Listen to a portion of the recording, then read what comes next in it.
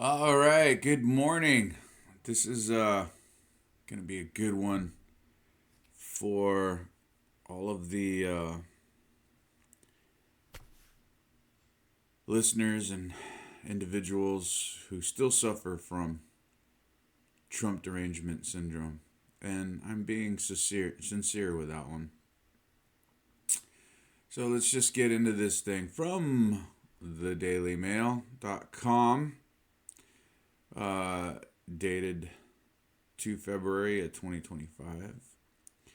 Price hikes are coming. 9 things to buy before cost of Trump's import tariffs kick in. President Donald Trump signed an order to impose tariffs on imports from Mexico, Canada, and China on Saturday night. The Republican president posted on social media that the tariffs were necessary to protect Americans, pressing the three nations to do more to curb the manufacturing or the manufacture and export of illicit fentanyl, and for Canada and Mexico to reduce illegal immigration into the U.S. The tariffs, if sustained, could cause inflation to significantly worsen, threatening the trust that many voters placed in Trump to lower the prices of groceries, gasoline, housing, autos, and other goods as he promised. They also risk throwing the global economy and Trump's political mandate into turmoil just 2 weeks into his second term. Trump declared an economic emergency in order to place duties of 10% on all imports from China, 25% on all imports from Mexico and Canada. Energy imported from Canada, including oil, natural gas, and electricity, should be taxed at a 10% rate. The tariffs will go into effect on Tuesday, setting up a showdown in North America that could potentially sabotage economic growth. One analysis of the budget lab at Yale laid out the possible damage to the U.S. economy, saying the average household could be forced to fork out around $1,170 a year from the taxes. Economic growth would slow and inflation would worsen. And the situation could even worse with retaliation from other could be even worse with retaliation from other countries. Let's take a moment to thank our sponsor, Mahalo Hosting. Mahalo Hosting offers competitive rates for domain names and web hosting. Why register a star in your name when your name can be your domain?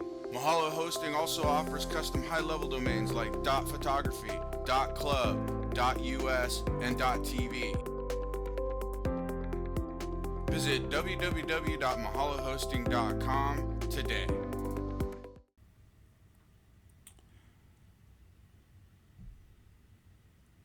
Cars and auto parts. For decades, auto companies have built supply chains that cross the borders of the United States, Mexico, and Canada. More than 1 in 5 of the cars and light trucks sold in the United States were built in Canada or Mexico. In 2023, the United States imported $69 billion worth of cars and light trucks from Mexico, more than any other country, and $37 billion from Canada.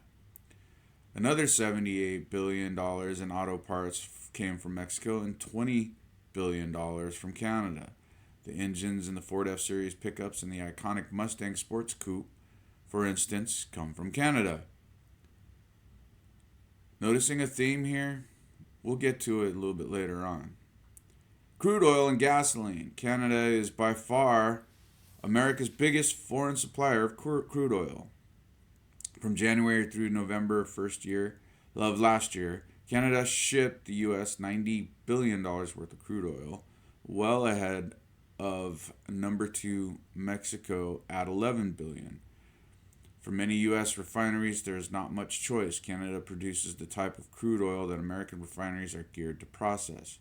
Tax in Canadian oil imports would likely result in higher gas prices, particularly in the Midwest. TDS Economics figures that Trump's tariffs could push up gasoline prices by 30 cents to 70 cents a gallon. Alcohol. Tariffs would raise the price. Tariffs would raise the price for those raising a glass of Mexican tequila or Canadian whiskey. In 2023, the U.S. imported $4.6 billion worth of tequila and $108 billion worth of mezcal from Mexico, according to the Distilled Spirits Council of the United States, a trade group. The U.S. imported $535 million worth of Canadian spirits, including $202.5 million worth of whiskey. Canada and Mexico were also the second and third largest importers of U.S. spirits in 2023, behind the European Union, the Council said. The Council said the U.S. is already facing potentially devastating 50% tariff on American whiskey by the European Union, which is not set to begin in March. Imposing tariffs on Mexico and Canada could pile even more retaliatory action on the industry. Avocados, tomatoes, and other fruit and vegetables. For American consumers, still exacerbated from high grocery prices, a trade war with Canada and America could be painful.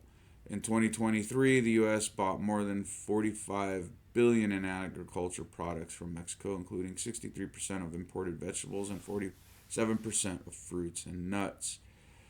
Farm imports from Canada came to $40 billion. A 25% tariff will push prices up. Grocery stores operate on really tiny margins and can't absorb the tariffs, particularly with regards to fruits such as avocados that virtually all come from Mexico.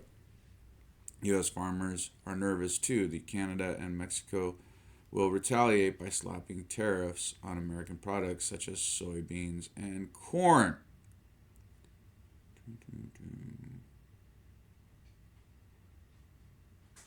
Tonka trucks. More than 1 million Tonka trucks are sold in the U.S. each year, all of which are made in China.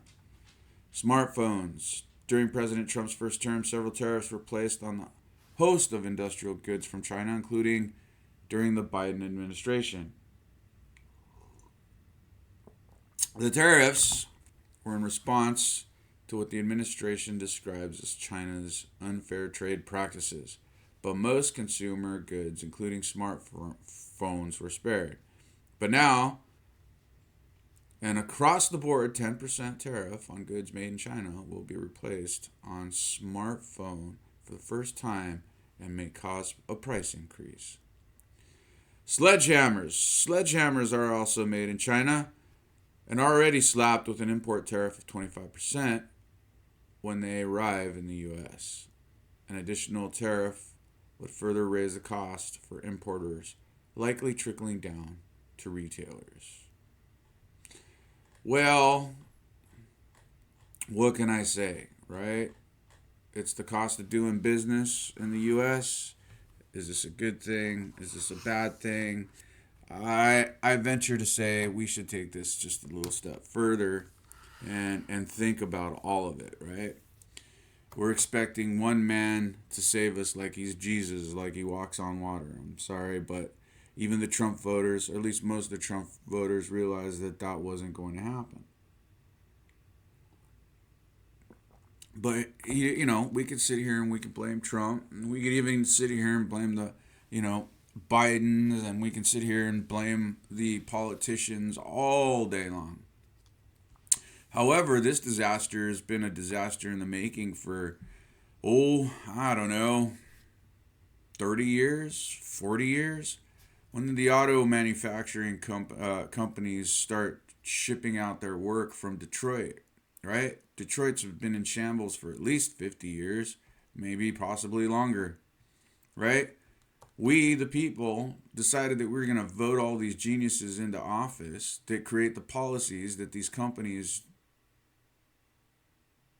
basically live by. We send all of our goods. Do you remember the HP fiasco way back in the day? I think it was Carly Fiorina. She was if my memory serves, and you can fact check me and leave your comments in the description or down below in the comment section. But I think it was Carly Fiorina when she first came to HP. She decided to ship out a whole bunch of jobs out to Taiwan and China and manufacturing. all our manufacturing is done overseas, right? We end up putting out, price hikes and wages and all this other good stuff, and then we stop buying American.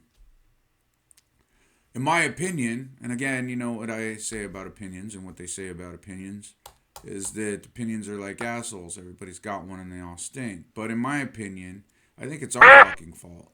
We're the ones who actually screwed the pooch on this. We decided that we were going to allow politicians to put in policies that allowed our manufacturers and our homegrown companies to export all of their goods and services and manufacturing processes out of the United States, right? Because it was cheaper, right?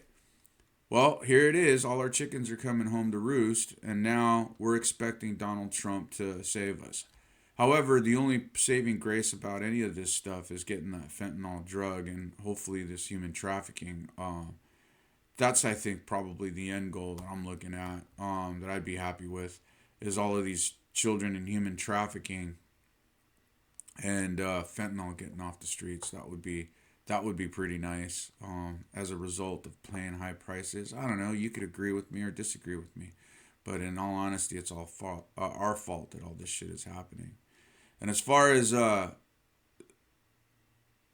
food and grocery items and all of that stuff, I would honestly recommend you considering going to your local markets and buying from local growers and buying seasonal fruits and vegetables, instead of having that convenience, right? It's like, oh yeah, we paid cheap for convenience, but now the minute that we're inconvenienced, oh, it's all hell breaks loose, right?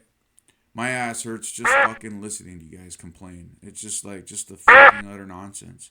And yet, you guys choose to blame Trump, and you guys choose to blame politicians, and you guys choose to blame everybody else. So what I'm trying to do is I'm trying to take a different approach in my life, because I'm just as guilty. I buy shit from Amazon all the fucking time. If you read my book, you'd even say that you'd even see that I even wrote it down in there. So my solution is that because I have a shopping addiction on Amazon, it's that dopamine hit when something arrives at the front door. Amazon, they're really good at that. So I'm trying to curb my enthusiasm when it comes to shopping online and buying shit from China. I'm actually going to force myself to jump in the car and go buy something from one of the smaller local stores. Yeah, maybe I might pay a little bit more, right, in gas and all that other good stuff. However, if we do it one time, and then we do it a second time, and then a third time, and we bring manufacturing back into the U.S., and this could be a solution, just one person at a time, just buying locally, that eventually things will get less expensive. If it's cause and effect of supply and demand, right? So if we can get manufacturers to create the supply here, right, as we demand it, then prices inevitably should go down, right? So if we can turn, your fly swatter into a local commodity, maybe we can get it for a couple of bucks versus, $10 at Harbor Freight. I don't know. I'm not an economist. Maybe my fucking theory is completely shot through the roof, or maybe my theory, I don't know. I'd love to hear your comments. I mean, I could be fucking complete wackadoodle. Hey, one more thought too that I was thinking about when it comes to purchasing cheaper products, right? The thing is the reason why these products are cheaper during the manufacturing process is because of the exploitation of humans and the dismal salaries that these individuals are paying. So while you're sitting there on your throne and holier than thou and saying that we need to pay Americans their fair wages, that shit, that fucking Nike product and all that garbage that you're purchasing from China, those people are being exploited, and maybe if they're lucky, getting a couple bucks a week for the shit that they're producing so that you could feel like you're fashionable. I don't know, something else to fucking consider. Again, I could be wrong as all fuck. So, like I said, just leave your comments down in the comment section below. I'll include a bunch more links of different articles that basically say the same thing as this one did. But anyways, again, it's just about opinions, and I'm just trying to think a little bit different. With that being said, shameless plug time. Simping ain't easy. 12 steps to embracing common sense and rejecting stupidity. It's in stores. Click on the link. That'll take you. Well, look at that. It'll take you to Amazon. But you can also purchase it from Barnes & Noble as well. My books are printed out through major distributors like Ingram Spark and Lulu Press, which I believe are all American companies. So, the moral of the story, buy American, and maybe we wouldn't have gotten into this mess. Love you, mean it. Talk to you soon. Bye.